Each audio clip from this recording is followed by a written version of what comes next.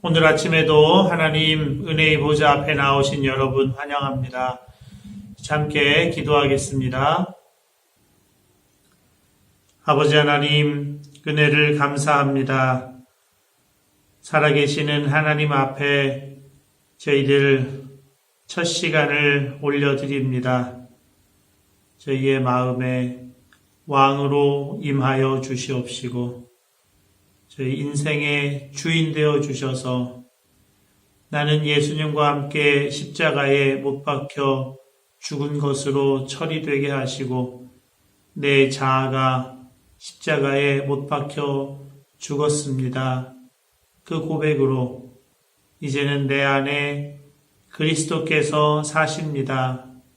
그 믿음으로 오늘 하루도 복음이 실제가 되는 삶을 살기 원합니다.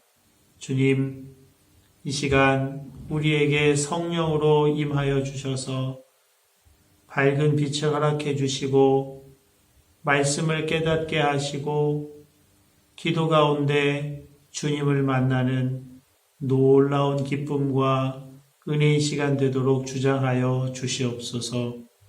예수님의 이름으로 기도합니다. 아멘. 찬송가 407장 함께 찬송하겠습니다.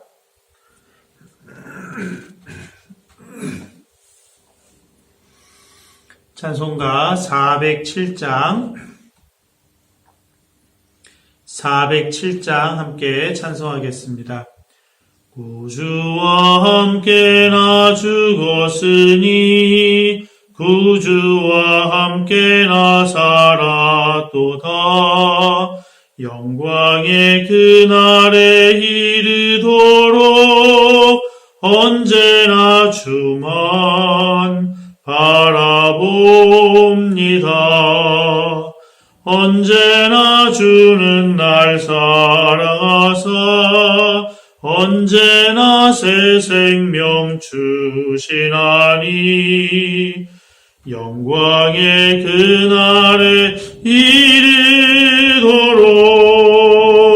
언제나 주만 바라봅니다.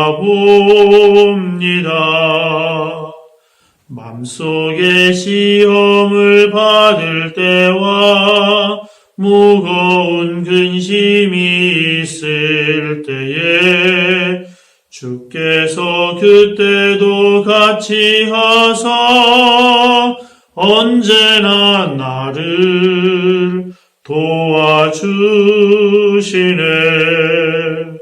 언제나 주는 날 사랑하사 언제나 새 생명 주시나니 영광의 그날에 이르도록 언제나 주만 바라봅니다. 뼈아픈 눈물을 흘릴 때와 쓰라린 마음으로 단식할 때 주께서 그때도 같이 하사 언제나 나를 생각하시네. 언제나 주는 날 사랑하사 언제나 새 생명 주시나니 영광의 그날에 이르도록 언제나 주만 바라봅니다. 내 몸의 약함을 아시는 주 못 고칠 질병이 아주 없네. 괴로운 날이나 기쁜 때나 언제나 나와 함께 계시네. 언제나 주는 날 사랑하사 언제나 새 생명 주시나니 영광의 그날에 이르도록 언제나 주만 바라봅니다. 아멘.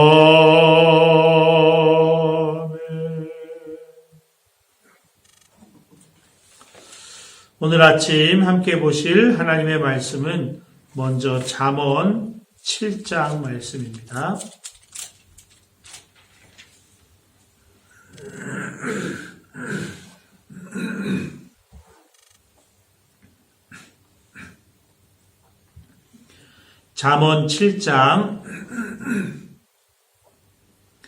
잠언 7장 말씀을 제가 봉독하겠습니다. 여러분 경청해 주시기 바랍니다. 내 아들아, 내 말을 지키며 내 계명을 간직하라. 내 계명을 지켜 살며 내 법을 내 눈동자처럼 지키라. 이것을 내 손가락에 매며 이것을 내 마음판에 새기라.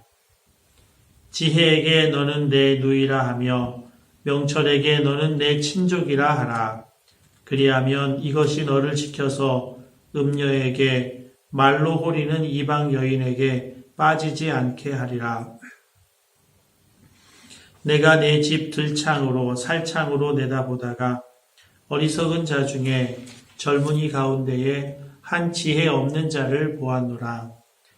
그가 거리를 지나 음녀의 골목 모퉁이로 가까이 하여 그의 집 모퉁이로 가는데 저물 때 황혼 때 깊은 밤 흑암 중에라. 그때에 기생의 옷을 입은 간교한 여인이 그를 맞으니 이 여인은 떠들며 완악하며 그의 발이 집에 머물지 아니하여 어떤 때에는 거리 어떤 때에는 광장 또 모퉁이마다 서서 사람을 기다리는 자라. 그 여인이 그를 붙잡고 그에게 입맞추며 부끄러움을 모르는 얼굴로 그에게 말하되 내가 화목제를 드려 서원한 것을 오늘 갚았노라. 이러므로 내가 너를 맞으려고 나와 내 얼굴을 찾다가 너를 만났도다. 내 침상에는 요와 애굽의 문이 있는 이불을 폈고 모약과 침향과 계피를 뿌렸노라. 오라, 우리가 아침까지 흡족하게 서로 사랑하며 사랑함으로 희락하자. 남편은 집을 떠나 먼 길을 갔는데 은 주머니를 가졌은즉 보름날에나 집에 돌아오리라 하여 여러 가지 고운 말로 유혹하며 입술에 호리는 말로 꿰므로 젊은이가 곧 그를 따랐으니 소가 도수장으로 가는 것 같고 미련한 자가 벌을 받으려고 쇠사슬에 매이러 가는 것과 같도다. 필경은 화살이 그 간을 뚫게 되리라. 새가 빨리 그물로 들어가되 그의 생명을 잃어버릴 줄을 알지 못함과 같으니라. 이제 아들들아 내 말을 듣고 내 입의 말에 주의하라. 내 마음이 음녀의 길로 치우치지 말며 그 길에 미혹되지 말지어다. 대저 그가 많은 사람을 상하여 엎드러지게 하였나니 그에게 죽은 자가 허다하니라. 그의 집은 수월의 길이라. 사망의 방으로 내려가느니라. 아멘. 이어서 시편 7편 말씀을 함께 보시겠습니다.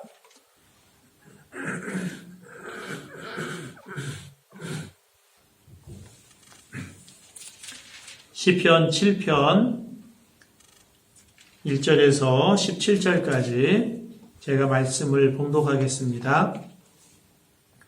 여러분 눈으로 함께 읽어주시기 바랍니다.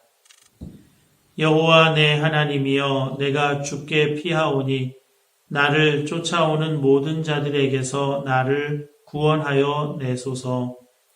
건져낼 자가 없으면 그들이 사자같이 나를 찢고 뜯을까 하나이다.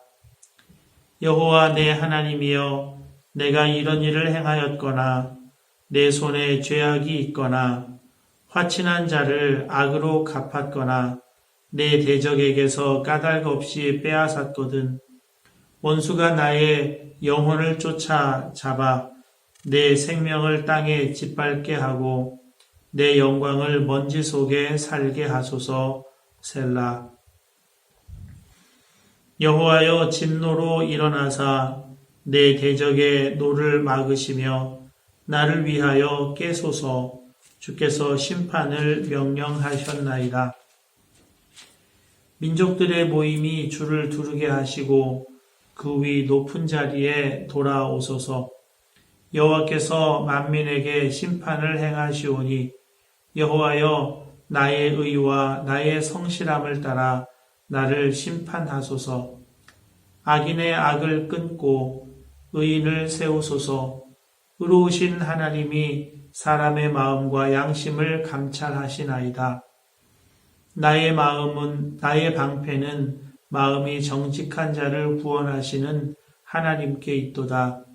하나님은 의로우신 재판장이시며 매일 분노하시는 하나님이시로다. 사람이 회개하지 아니하면 그가 그의 칼을 가시며 그의 활을 이미 당기어 예비하셨도다. 죽일 도구를 또한 예비하시며 그가 만든 화살은 불화살들이로다. 악인이 죄악을 낳으며 재앙을 베어 거짓을 낳았도다. 그가 웅덩이를 파 만들며 제가 만든 함정에 빠졌도다.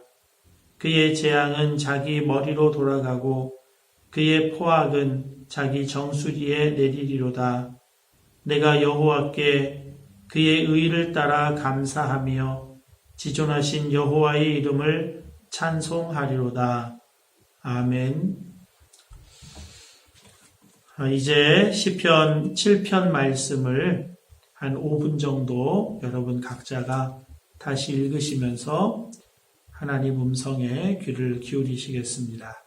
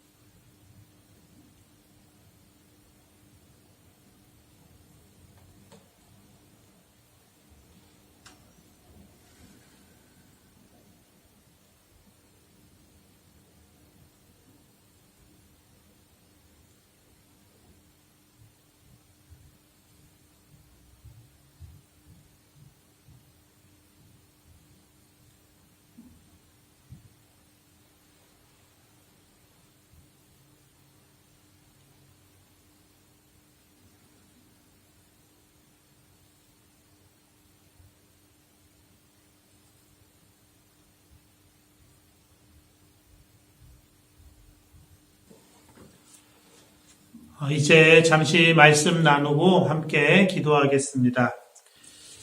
오늘 시편 7편 말씀에 부제가 이렇게 달려 있습니다.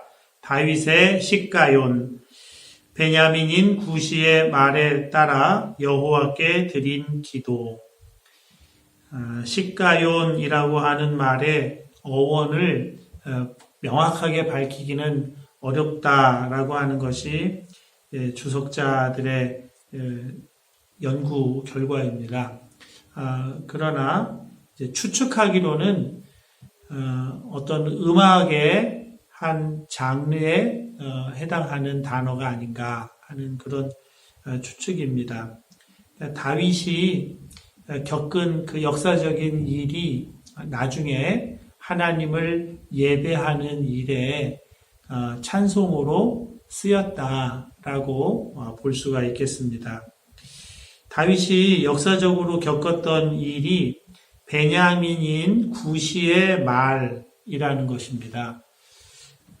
이 구시라고 하는 인물에 대해서도 성경에서는 말씀하고 있는 바가 없습니다. 그러나 다윗이 베냐민 지파와는 그 사이가 이렇게 좋지 않았습니다. 베냐민 지파 출신이 사울 왕이죠. 그리고 그 사울 왕을 배출한 베냐민 지파는 다윗에게 그렇게 호의적이지 않았던 것이 사실입니다. 그래서 베냐민 사람에 의해서 어려움을 겪었다라는 정도의 역사적인 사실을 생각해 볼 수 있겠습니다. 오늘 시편 말씀에서 다윗이 큰 어려움과 곤란함을 겪는데요. 그것은 그를 모함하는 말 때문이었습니다. 그가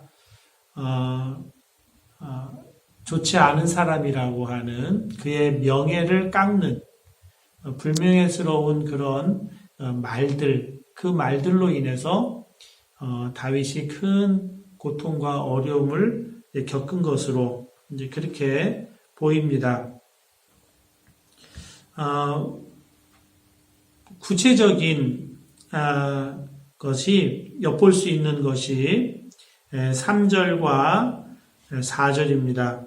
여호와 내 하나님이여 내가 이런 일을 행하였거나 내 손에 죄악이 있거나 화친한 자를 악으로 갚았거나 내 대적에게서 까닭 없이 빼앗았거든. 화친한 자, 좋은 계약관계 또는 연맹관계에 있는 사람을 배신했다.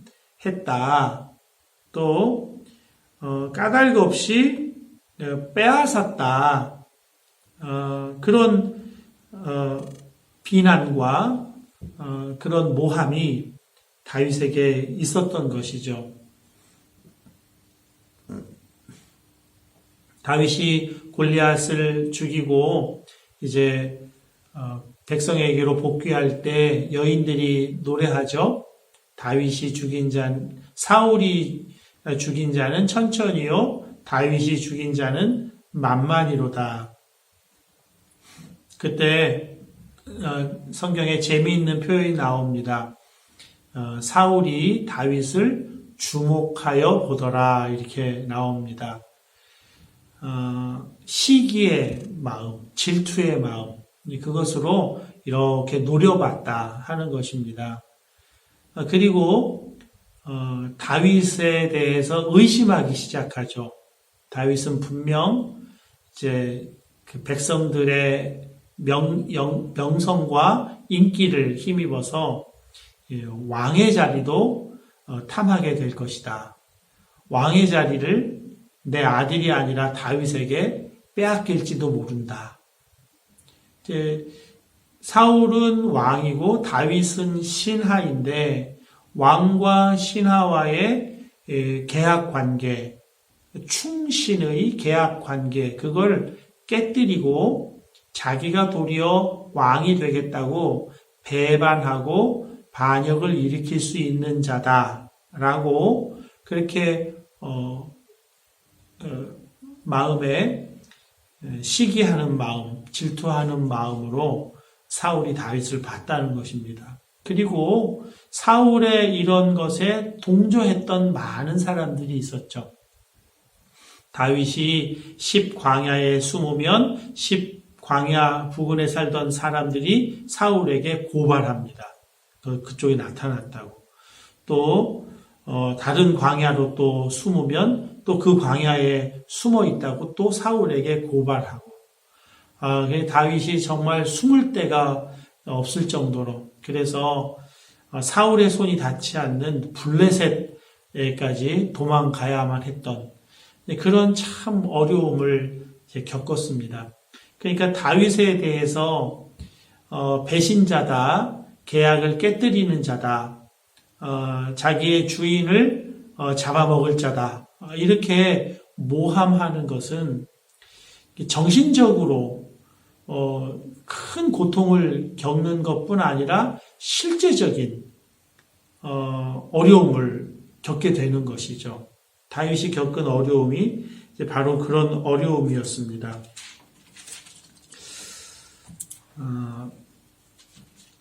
유정옥 사모님이라고 한국에서 노숙자들을 사역하는 사모님이 계시는데, 남편이 목사님이시고 사모님이시죠. 서울역 근처에서 노숙자에게 매일 식사 배식하는 봉사를 했었는데, 한 번은 옆에서 잘 도와주던 청년 하나가 유정옥 사모님에게 편지를 보낸 거예요. 거기에는 이 사모님이 노숙자들에게 쓰라고 후원받은 물품이나 후원금을 숨겨놓고 착복하고 있다고 하는 그런 고발의 내용이 담겨 있었습니다. 모함을 당한 거죠.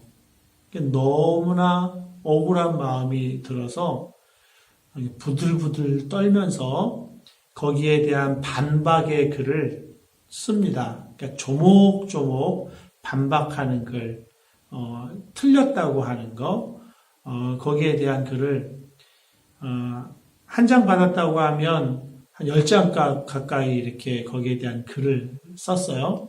그리고 이 일반 편지 봉투에는 들어가질 않으니까 큰 봉투, 대봉투에다가 넣어서 이제 우체국 가가지고 이제 등기 우편으로 보내려고 그 우표도 사고, 그래서 우편함에 넣으려고 하는데 그때 마음에 하나님께서 억울하냐 하는 질문을 하시더래요. 당연하죠. 억울하죠. 안 당해보셨으면은 말씀하지 마세요. 하나님께서 나도 내 아들을 억울하게 잃었다. 그렇게 말씀을 하시더라는 거예요. 나도 모욕당하고 나도 능욕당하였노라. 그 앞에 이제 하나님 음성 앞에 꼬꾸라졌다는 겁니다. 하나님 말씀이 떠오르는 거예요. 제자들이 하나님을 위하여 능욕당하는 일을 기쁘게 여겼던 그 제자들의 그 말씀이 떠오른 거예요. 그래서 붙이지 않고 그 자리에서 박박 찢어버리고 쓰레기통에 다 넣어버렸습니다. 그리고 그 유정옥 사모님의 수필은 이제 그렇게 끝납니다. 만약에 그때 보냈더라면, 그 우편물을 보냈더라면 평생에 동지한 사람을 잃을 뻔했습니다. 스스로 자신이 오해했고 사모님을 모함했다고 하는 것을 깨달은 이 청년이 사모님에게 평생의 동역자가 되어 주었다. 그렇게 고백을 하고 있습니다. 우리도 모함을 당하는 때가 있죠. 정말 말로 다 항변하고 설명하고 변명을 할 수도 없는 그런 모멸감을 느끼는 그 능욕을 당하는 것 같은 그 말에 의한 명예가 실추가 되는 그런 큰 고통을 겪는 때가 있습니다. 그런데 성경은 그것을 그 상대에게 다 풀어내려고 하지 말고 하나님께 나아가야 한다. 하나님께 부르짖어 기도해야 한다. 그것을 성경은 말씀해 주고 있습니다.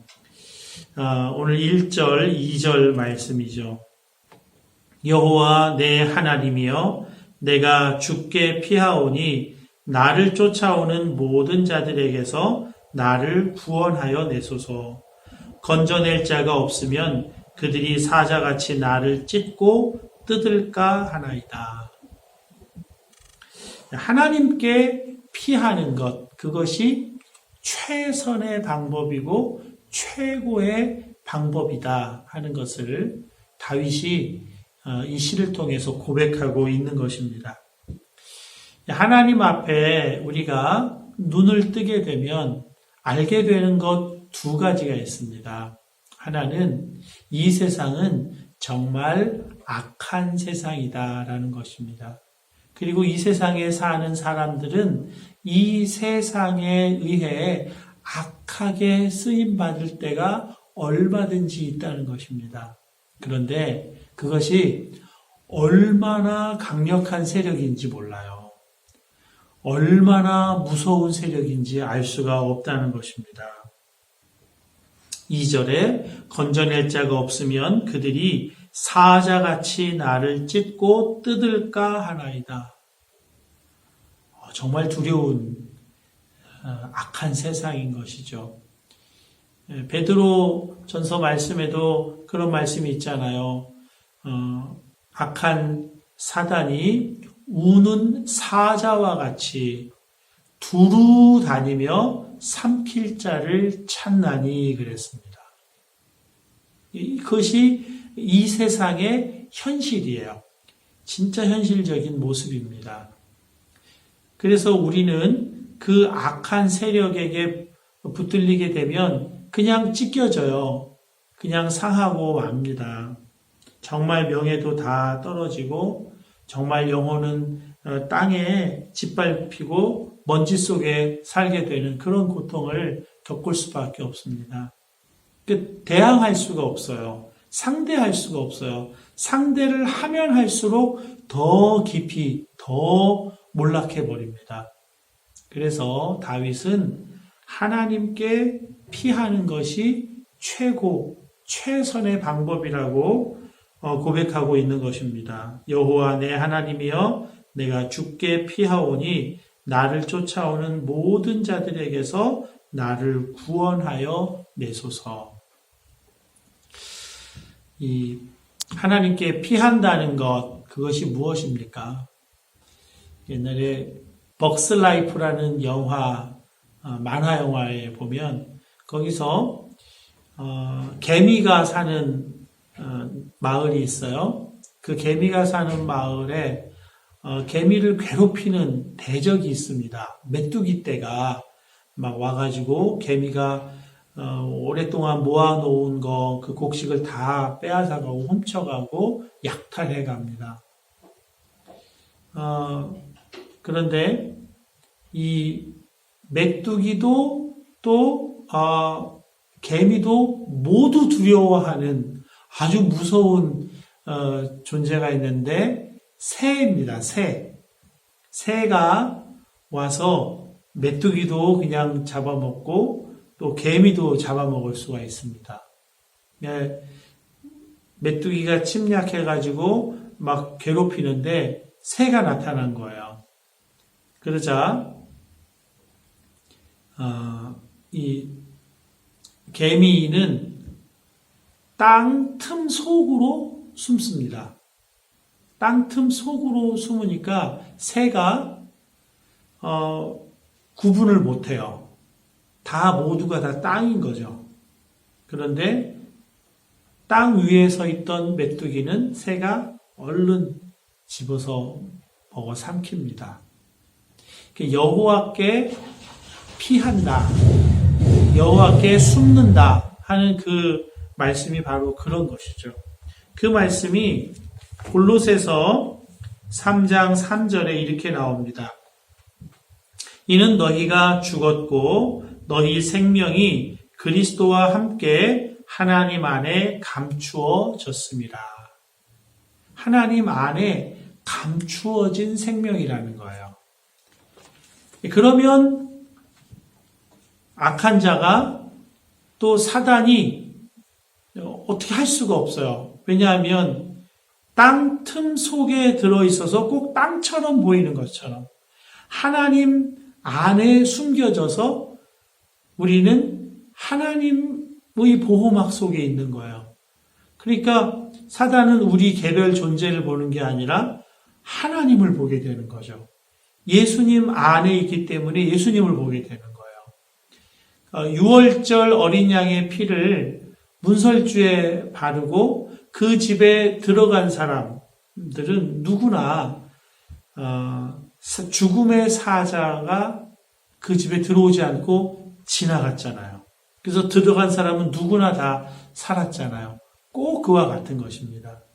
예수 그리스도 보혈이 발라진 그 집에 들어가는 것, 그것이 하나님 안에 감추어진 생명인 것입니다. 그 죽음의 사자가 애굽 사람도 죽이고 이스라엘 사람도 다 죽이는데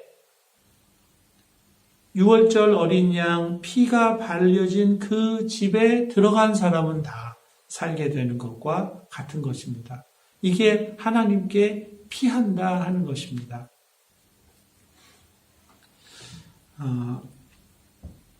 하나님께 피한다. 6월절 어린 양의 피를 바른 집에 들어간다. 이게 다 이제 상징적인 의미인데, 이게 구체적으로 어떻게 하는 겁니까? 구체적으로 예수님을 바라보는 겁니다. 예수의 이름을 부르는 겁니다. 예수님을 생각하는 거, 예수님을 떠올리는 겁니다. 그것이 내 마음에 예수님을 왕으로 모시는 길이고, 왕으로 모시게 되면 예수님의 통치 가운데 들어가게 되는 거예요. 그러면 예수님이 하신다는 거죠. 예수님이 악한 세력, 아무리 강력한 세력, 우리는 감당할 수 없는 그런 세력이라 할지라도 예수님은 넉넉히 이기시는 거죠. 힘 있는 장수 나와서 날 위해 싸우시네. 마틴 루터가 종교개혁 하면서 불렀던 찬양이잖아요. 힘 있는 장수 나와서 날 대신하여 싸우네. 이게 돌을 닦는 것, 노력하는 것, 그것이 아니라 단순히 예수님 바라보는 것입니다.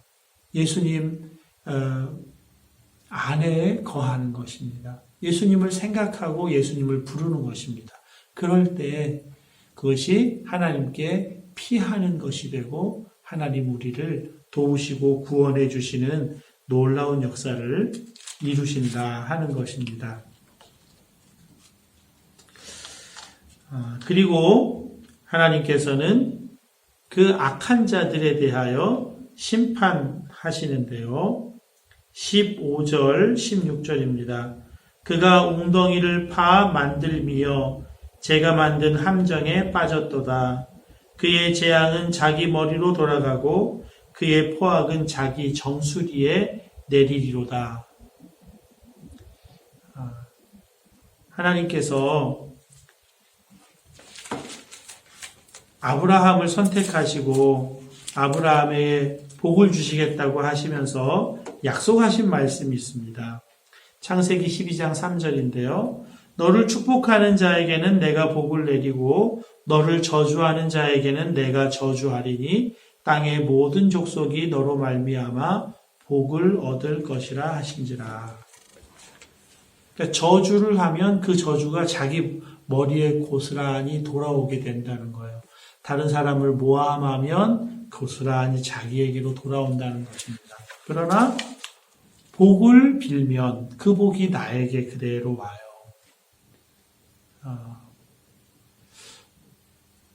악한 자는 악한 자 자신의 꾀에 걸려서 스스로 무너지고 멸망합니다. 하나님이 악한 자를 악한 상태, 마음 상태 그대로 내버려 두사 스스로 몰락하게 하시는 겁니다.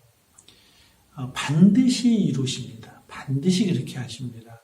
그렇기 때문에 우리는 거기에 대해서는 더 관심을 가지 않아도 되고 우리의 시선과 생각은 하나님께 두면 그것으로 충분하다 하는 것입니다. 우리가 사는 세상이 악한 세상이죠. 정말 불의하고 정직하지 않고 또 정의롭지 않은 그런 사람들이 꼭 세상을 주물럭거리는 것 같은 그런 세상입니다. 그러나 여러분, 하나님이 하나님의 통치의 자리에 계시게 해드리면 하나님께서 하세요. 우리 인생 가운데도 그렇고 우리 공동체 가운데도 그렇고 우리 나라 가운데도 그렇습니다. 그래서 우리가 하나님 통치하소서 다스리소서 먼저 그의 나라와 그의 의를 구하라 기도하라 말씀하신 이유가 거기에 있습니다. 하나님 통치하고 다스리시기를 구하고 두드리고 찾는 오늘 하루의 삶이 되실 수 있기를 바랍니다. 함께 기도하겠습니다. 기도할 때 대한민국과 이태리를 위한 전체 중보, 전체 선포, 전체 축복으로 함께 기도하겠습니다. 하나님 아버지, 내가 예수 그리스도의 이름으로 대한민국과 이태리를 하나님 아버지의 은혜와 능력의 손에 중보하여 올려드립니다. 하나님 받으시고 인치시고 대한민국과 이태리를 구원하시고 대한민국과 이태리 국민 가운데서 이름이 거룩히 여김을 받으시옵소서. 대한민국과 이태리에 임하셔서 통치하심으로 그 땅에서 어두움의 영을 묶어버리시고 대한민국과 이태리 국민들의 영혼을 풀어 자유케 하시며 저들이 자유로운 영혼이 되어 예수 믿고 구원 얻으며 하나님의 사랑과 은혜와 복주심을 누리게 하시고 하나님을 찬미하는 친백성을 삼아 주옵소서. 저들을 향하신 구원의 뜻을 이루어 주시옵소서. 할렐루야 아멘. 이제 내가 만왕의 왕이신 예수 그리스도의 이름으로 명하노니 대한민국과 이태리에 있는 어두움의 영은 묶일지어다. 내가 예수 그리스도의 보혈을 대한민국과 이태리 국민의 영혼에 뿌리노라. 대한민국과 이태리 국민들은 더 이상 너의 소유가 아니라 예수께서 핏값으로 사서 하나님께 드리신 바 된 영혼들이라. 예수의 이름으로 명하노라. 그들을 내어놓으라. 그들을 풀어놓으라. 그들을 자유케 하라. 할렐루야 아멘. 이제 대한민국과 이태리의 영혼들은 예수 이름으로 자유케 될지어다. 사단의 매임에서 놓일지어다. 자유케 되어 예수 믿게 될지어다. 예수 믿고 구원받게 될지어다. 구원받아 하나님의 사랑과 은혜와 축복을 알게 될지어다. 하나님을 찬양하는 하나님의 친백성이 될지어다. 할렐루야 아멘. 대한민국과 이태리 국민들의 구원을 이루실 하나님을 찬양합니다. 놀랍게 이루소서. 예수님의 이름으로 기도합니다. 아멘. 이제 계속해서 이 땅을 고쳐 주시옵소서. 기도해 주시고요. 예배가 속히 현장 예배로 전환되게 해 주시옵소서. 현장 예배로 전환될 때 또 필요한 마스크나 또 방역 장비나 물품들이 잘 구비되어서 방역이 잘 된 공간에서 하나님 마음껏 찬양하고 예배하는 날이 속히 오게 해달라고 기도하시고요. 특별히 우리 어린 아이들을 위한 마스크가 부족한 상황인데 하나님 공급하여 주시라고 기도해 주시고요. 우리 이태리에 있는 또 한국에 있는 우리 교인들 하나님 지켜주시라고 연약한 자 또 연로하신 분들 생명싸개로 보호해 주시옵소서. 방역당국 의료진 하나님 강건하게 붙들어 주시옵소서. 중보 기도해 주시기 바랍니다. 그리고 여러분 각자의 기도 제목으로 기도하시다가 자유롭게 일어나겠습니다.